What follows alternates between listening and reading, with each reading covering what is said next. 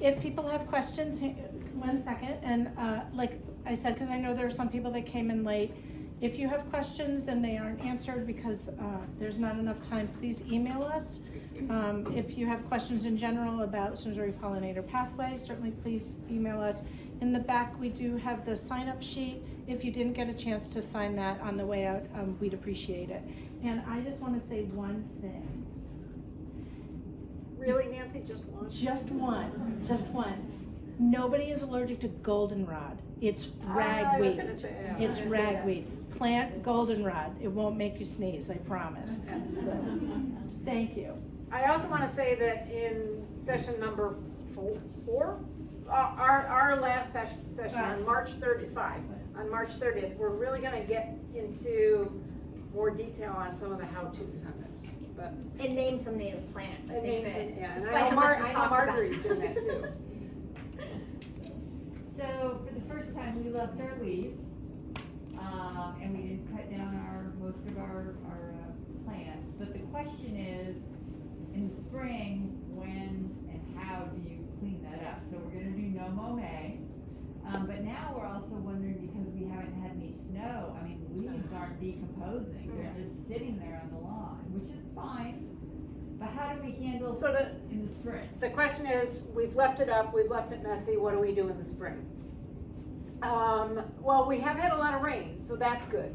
It's not as good as snow, but for a lot of reasons. But what I do in my yard and what we like to do with our customers is tidy it up a little bit.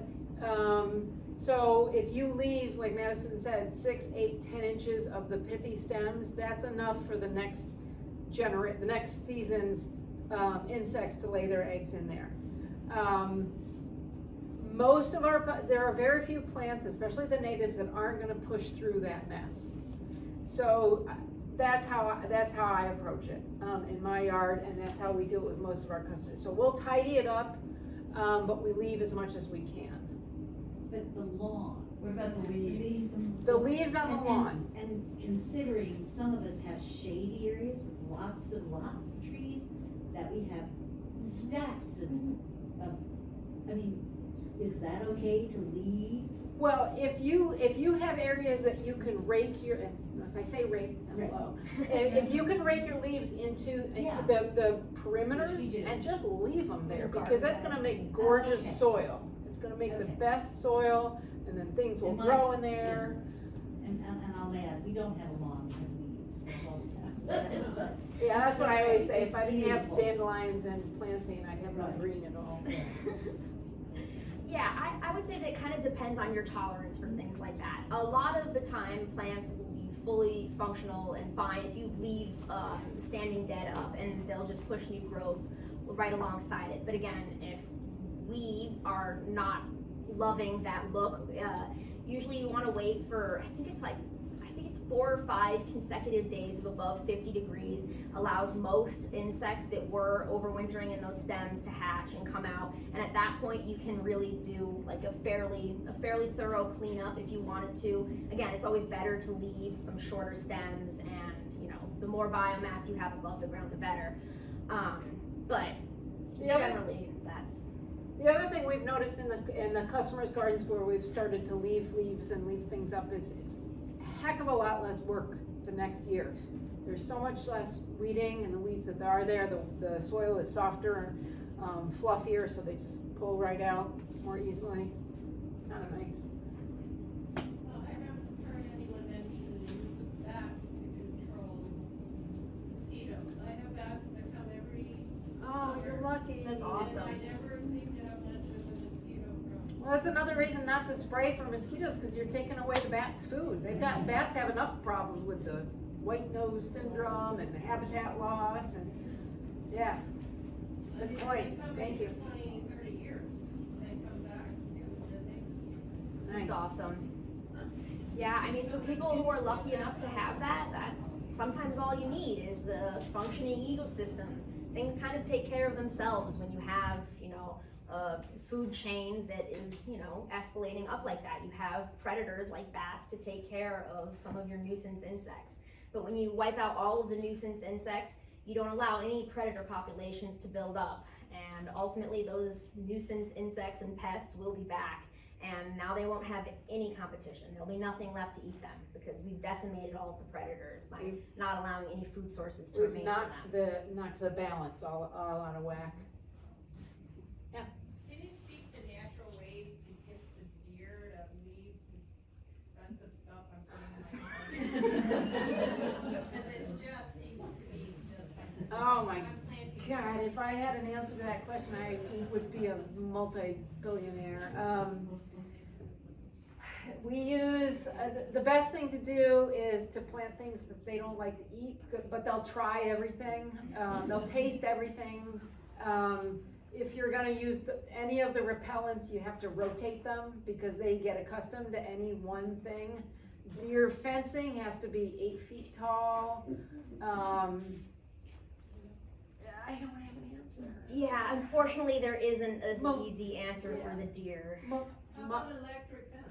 If you can do that, that's amazing, but a lot of the time that becomes it's expensive and doing huge areas, to keep them out of it, it's Yeah. just. If you do that, and there are the kinds that you can move around, and like I said, I used to work at Broken Arrow Nursery, and so this is their business, they had to protect their stock. The owner put up fencing, but of course deer can just jump right over it, so he baited it with peanut butter. So they all, it sounds horrible, but you know, he's got $1 million worth of stock he's gotta protect, so he baited the electric fence with peanut butter so that it would go and lick it and get shocked, and he didn't have deer problems. So, I don't think we could recommend that. No. Especially since that's on video. Oh, sorry. So we don't do that. I actually would like to address this. So Lisa and Madison have been working in our yard for the last couple of years. And prior to that, my husband and I decided, we've been probably almost 10 years now, where we decided that we were gonna flip our yard, which was grass and, you know, moss and that kind of thing, which leave your moss, it's great stuff. And we're very fortunate because our yard abuts a pond and wetlands. We live in a neighborhood that was formed because it was built so that people could appreciate the woodlands and that. So we feel very fortunate to live there, but that also actually gives us, I feel like, more responsibility to make sure that our yard matches that. And that we could never grow grass anyway. We sort of, you know, when we first moved in, we're like, that's what we're supposed to do, and it didn't work. The turkeys would come and dig it all up, and all of a sudden it was sort of like, you know, as Doug Talmay and you know, people like Lisa and Madison, you know, people were starting to realize that this isn't what, all of the things that they talked about. This is not what we should be doing. So over the last 10 years, as I said, we've sort of spent time and money and energy, a lot of energy, to talk to my husband about that. That's why he's not here, so we can't talk about that. But we, you know, and gratifyingly, it's amazing what's happening in our yard. It is truly spectacular.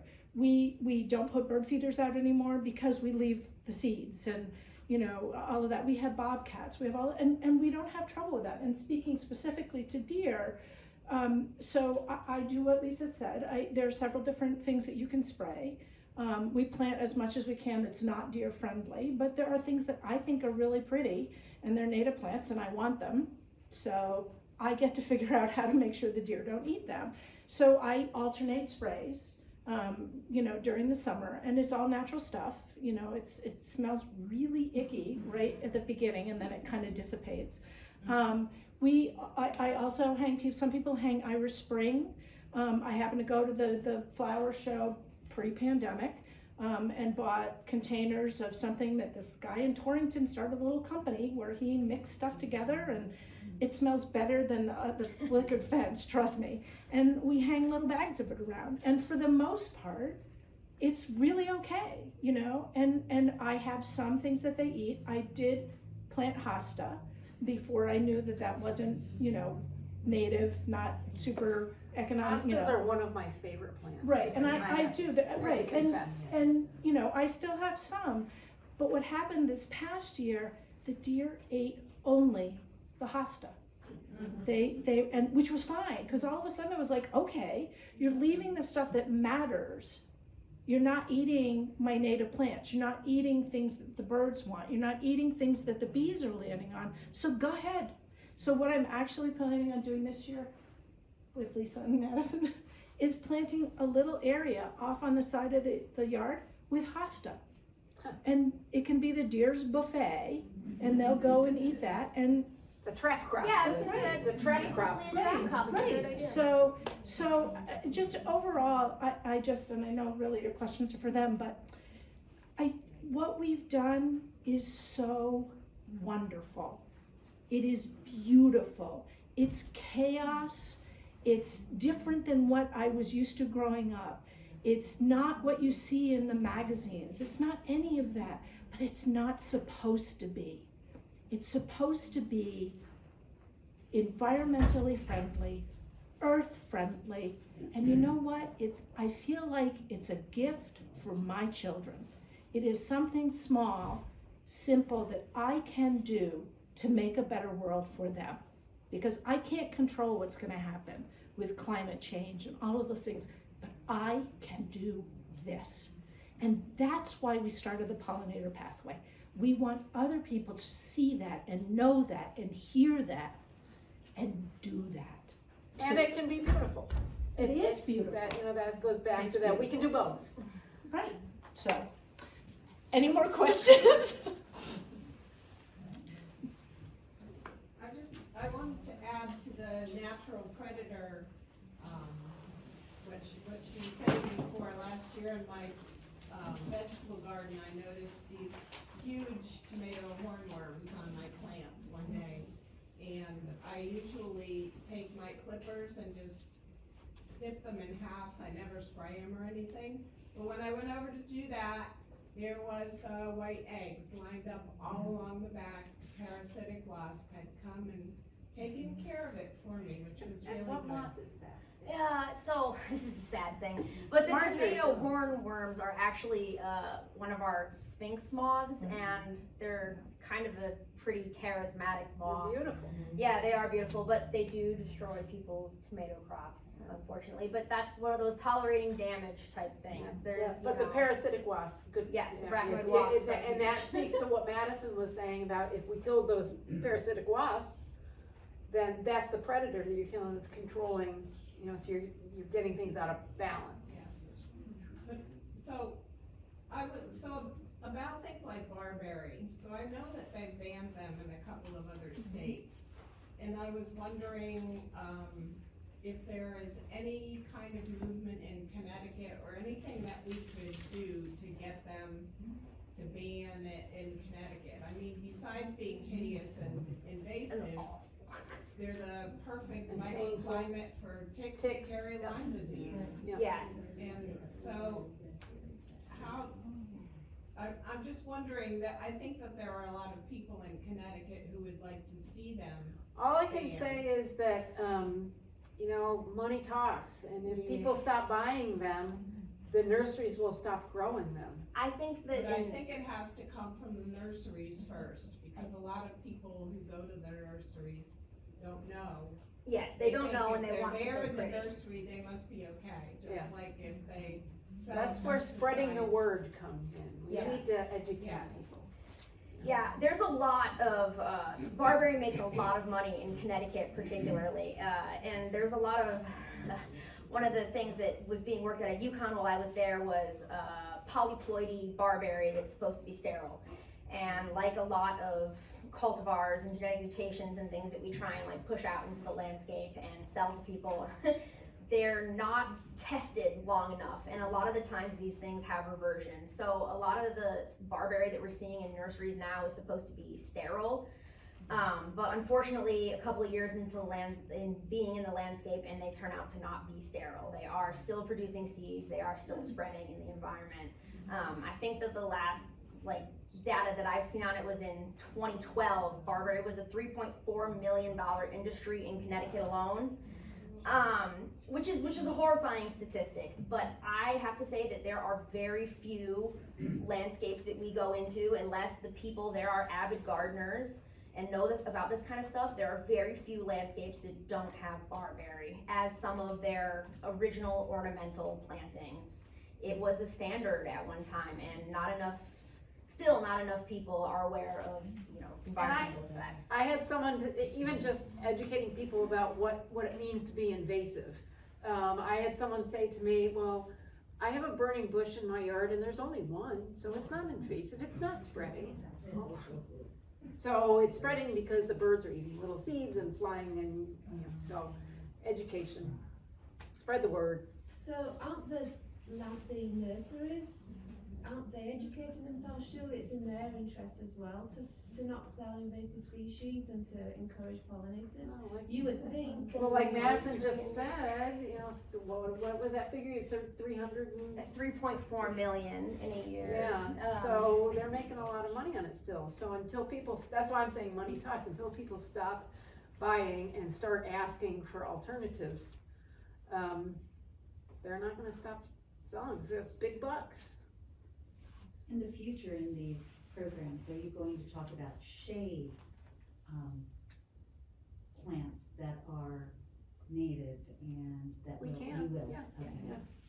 Renee will also cover that on the Facebook page, Okay. recommending and that kind of thing. And Marjorie, when she does hers, Right, she's Marjorie's- probably gonna, So it will be covered multiple Okay, ways. just that. And you can also email and ask questions I and know. then we post. So, So, just with respect to the question about how could you get a state law passed about burning bush and Burberry, well, first, you could call your state representative, and after she removes the burning bush and the Burberry from her own yard. that would you be could look into this person right passing- here. She could look into introducing a bill, in conjunction, probably talking to Nancy Grandin about what the right legislative path. yeah, the CNLA, the Connecticut Nursery and Landscape Association, is a really powerful lobby. Yeah. And they're not all bad, there are good people, good people there, but they're a very powerful lobby. So I'm gonna have to, it's 20 after, so apologies to others that have questions. If you do, again, please email us. Thank you very, very much for Thank coming, you. and we hope to see you in 2 weeks. So, thank you.